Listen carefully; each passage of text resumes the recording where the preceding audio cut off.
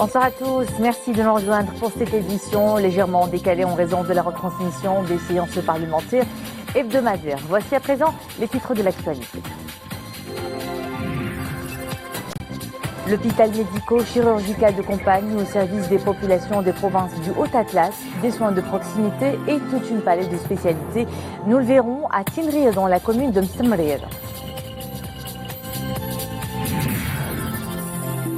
Le nouveau régime de change de la monnaie nationale entre en vigueur ce lundi. Un système de flexibilité où la parité du dirham est déterminée à l'intérieur d'une bande de fluctuation de plus 2,5%. Avis aux mutualistes de la CNOPS, les prospectus des médicaments ne seront plus intégrés dans le dossier de maladie. On en saura plus dans un instant. Encore une semaine de froid se profile, un froid ressenti beaucoup plus chez les populations des zones montagneuses. Depuis maintenant plus d'une semaine, aides et assistance médicale leur sont fournies à Tinrir notamment, où un hôpital médico-chirurgical de Compagne est déployé sur hautes instructions royales. Reportage Nordine Afiri, commentaire sur Adanachet. Une zone montagneuse au relief particulièrement accidenté. Les communes rurales Mstemrir et Tilmi, 24 000 habitants répartis sur des douars. Ces montagnes où le froid, la neige et l'enclavement rendent difficile l'accès au centre hospitalier. Un hôpital médico-chirurgical militaire de campagne a déployé ses services au plus près des habitants qui ont afflué massivement. Un hôpital à vocation multidisciplinaire. Il a commencé ce matin à dispenser ses prestations aux patients en leur prodiguant les soins nécessaires. L'équipe médicale est aux petits soins, tout est bien organisé et cette mobilisation est formidable. L'hôpital offre des soins pour plusieurs maladies. J'attends de voir le médecin pour mes soucis de santé. C'est rapide. Nous sommes très contents. Tout un hôpital qui se déplace au plus près des populations nous réchauffe le cœur. Nous apprécions cette action royale de solidarité. La plupart des pathologies et des cas traités concernent des affections causées par la vague de froid. Pour une meilleure offre de santé, l'hôpital est doté de tous les équipements nécessaires. Un bloc opératoire et une salle d'hospitalisation. Il offre des soins en gynécologie, pédiatrie ORL, cardiologie, gastrologie, dermatologie, pneumo et traumatologie. Les interventions se multiplient et ne se ressemblent pas. Ce matin, nous avons commencé à prodiguer les soins nécessaires aux habitants. Pour l'heure, nous avons ausculté 120 malades. 2 d'entre eux nécessitent des soins d'urgence. Ils ont été pris en charge par les services appropriés. Les enfants sont soignés dans les services de pédiatrie. Certains patients ont été admis dans le service de médecine générale. قدمنا خدمات صحية عند أطباء الطب العام. Réussir cette opération humanitaire d'envergure et prêter assistance et soutien aux populations dans de meilleures conditions, c'est le pari de toutes les équipes médicales et paramédicales engagées dans ces actions de proximité qui soulagent et allègent l'impact de ce climat sur ses habitants. Et à son tour, la Fondation Mohamed V pour la solidarité continue sa mobilisation dans les zones de grand froid. À Chefchaouen, par exemple, 1200 familles bénéficient des aides apportées par les équipes de la Fondation.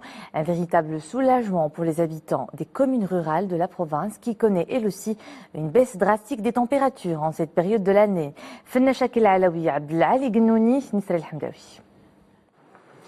Les habitants des zones reculées dans la province de Chefchaouen ont de la visite. Les équipes de la Fondation Mohamed V pour la solidarité sont venues leur prêter main forte en cette période hivernale, durant laquelle leur quotidien devient de plus en plus rude. Tour à tour, les familles perçoivent une aide composée de denrées alimentaires et de couvertures. Nous remercions la Fondation Mohammed V pour la solidarité. Elle nous a fourni tout ce dont nous avons besoin en cette période de froid. Nous sommes très heureux de la visite des hommes de la Fondation. Nous sommes venus bénéficier de l'aide que nous a envoyée Sa Majesté le Roi.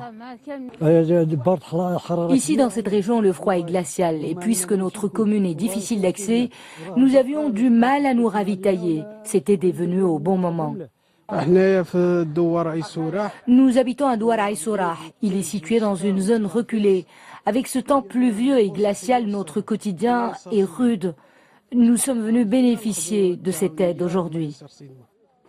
La province de Chefchaouen est connue pour son froid glacial en hiver. L'assistance qu'apporte la Fondation Mohammed V pour la solidarité est susceptible de réchauffer les corps et les cœurs de la population locale. Le nombre de kits distribués au niveau de la province est de 2200, dispatchés sur 15 communes territoriales. Cette opération se déroule dans de très bonnes conditions, en coordination avec le ministère de l'Intérieur et les autorités locales. L'objectif est de pouvoir désenclaver la région. Les familles s'apprêtent ici à emprunter le chemin du retour, emportant avec elles de quoi pouvoir tenir bon face au froid pendant une bonne période.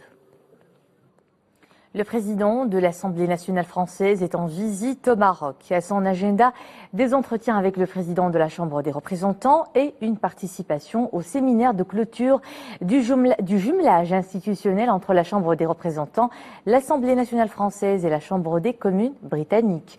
Écoutez à ce sujet François de Rugy.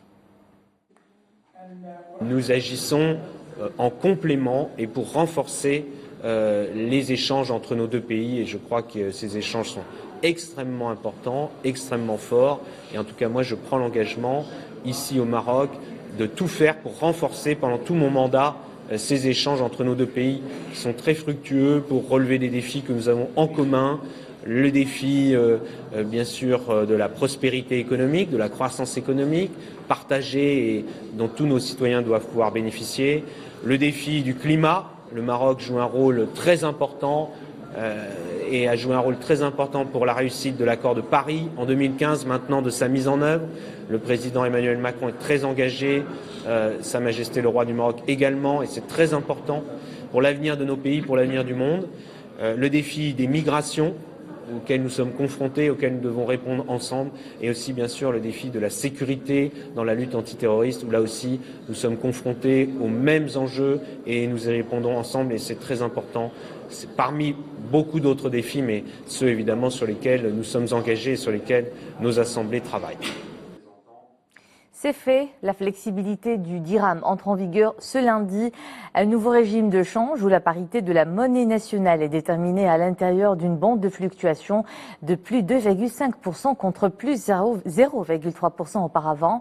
Par cette nouvelle mesure, le gouvernement entend accompagner les mutations structurelles que connaît l'économie nationale ces dernières années en ouverture et en intégration. Les précisions d'Abdelhamid Jbran, Mohamed Aïtishkar. Voici la situation jusqu'à vendredi dernier. La parité du dirham était déterminée à l'intérieur d'une bande de fluctuation de plus ou moins 0,3% par rapport à un cours central fixé par Banque Maghrib sur la base d'un panier de devises composé de l'euro à hauteur de 60% et du dollar à hauteur de 40%. C'était jusqu'à vendredi dernier. Ce n'est plus le cas depuis ce matin. La parité du dirham est désormais déterminée à l'intérieur d'une bande de fluctuation de plus ou moins 2,5%. C'est un nouveau régime de change dit plus flexible. En d'autres termes, en quoi consiste le régime de change flexible? Il consiste à ce que la valeur du dirham soit fixée en fonction de l'offre et de la demande, afin que la charge, une partie de la charge liée à la valeur réelle du dirham soit pris en charge par les autres acteurs économiques, notamment les ménages et les entreprises. Un communiqué à ce sujet de Banque Maghrib souligne que la réforme du régime de change a pour objectif de renforcer la résilience de l'économie nationale aux chocs exogènes, de soutenir sa compétitivité et d'améliorer son niveau de croissance.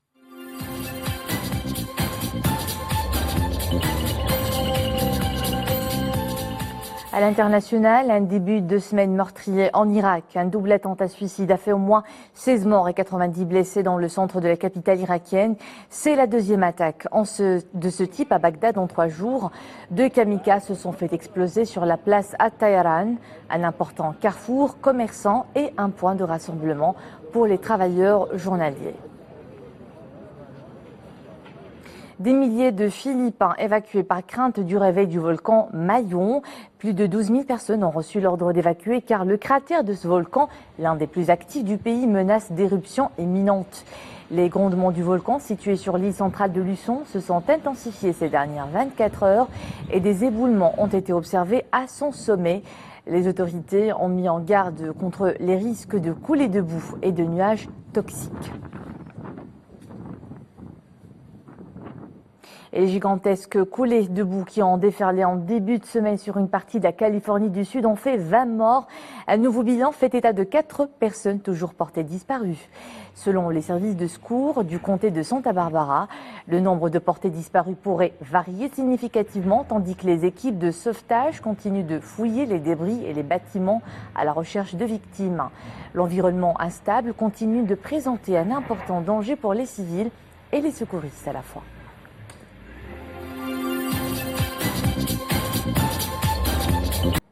Et nous enchaînons avec cette nouveauté qui intéresse les mutualistes. Les prospectus des médicaments ne feront plus partie des éléments constitutifs du dossier de maladie. Une nouveauté qui prend effet dès aujourd'hui. On en saura plus avec Abdelhamid Jebran et Mounia Marouche. À la CNOPS, fini les prospectus dans les dossiers de remboursement. Dorénavant, les assurés n'ont qu'à déposer la feuille de soins, l'ordonnance médicale, le code à barre des médicaments et le prix public de vente à la CNOPS pour qu'ils soient remboursés.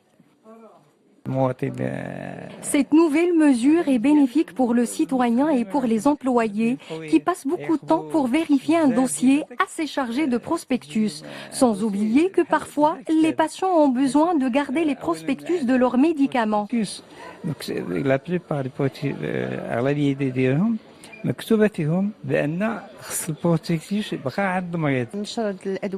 Cette suppression des prospectus dans les dossiers de remboursement a facilité la procédure pour le citoyen. La suppression des prospectus concerne également les médicaments admis en mode tiers payant. Leurs dossiers de facturation sont recevables une fois que le prestataire de soins fournit le code à barre des médicaments et leur prix public de vente. La suppression des prospectus et les assurés, lorsqu'ils vont déposer un dossier de remboursement ou de facturation qui concerne les médicaments, ils ne sont plus obligés de produire ce document et de ce fait, les prospectus vont rester à la disposition de l'assuré. La Caisse nationale des organismes de prévoyance sociale reçoit annuellement environ 5 millions de demandes de remboursement ou de la prise en charge. Une bonne partie concerne les médicaments dont les remboursements ont totalisé plus d'1,4 milliard de dirhams. Elle continue à vous faire découvrir un univers totalement improvisé, profond, déjanté, décalé et surtout créé sur l'instant. La troupe artistique La Marocaine d'Impro s'est lancée ce défi depuis 3 ans. Cette équipe professionnelle d'improvisation théâtrale sillonne les routes du Maroc et d'Europe et propose aujourd'hui plusieurs formules de spectacles interactifs. En voici un à l'Institut français de Rabat. Hassan Silla et Zakaria Moukenbillah y étaient.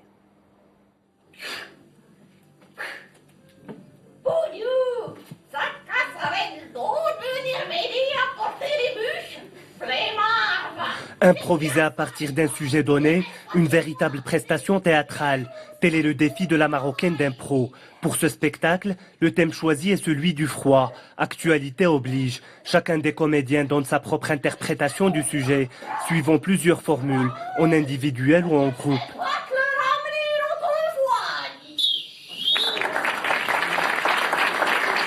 C'est un spectacle où on va s'amuser, comme d'habitude, avec nos comédiens professionnels. En fait, c'est un spectacle d'improvisation où on ne sait pas ce qui va se passer. C'est le public qui choisit le thème et on va se lancer à la fois, des fois avec de l'émotion, du rire, un peu tout mélangé. Et c'est surtout un saut dans le vide. Je sais que tout le monde dit que c'est affreux, mais moi je t'aime bien. Oui, non, t'en vas pas, non, viens. À travers ce spectacle, les comédiens s'adonnent à un exercice délicat, qu'est l'art de la répartie. Sans connaître d'avance les idées qu'ils vont développer, ils expriment des envies, des lubies ou des révoltes pour donner lieu à des histoires originales. Vous ne voudriez pas? Il y a un problème avec la mémoire centrale.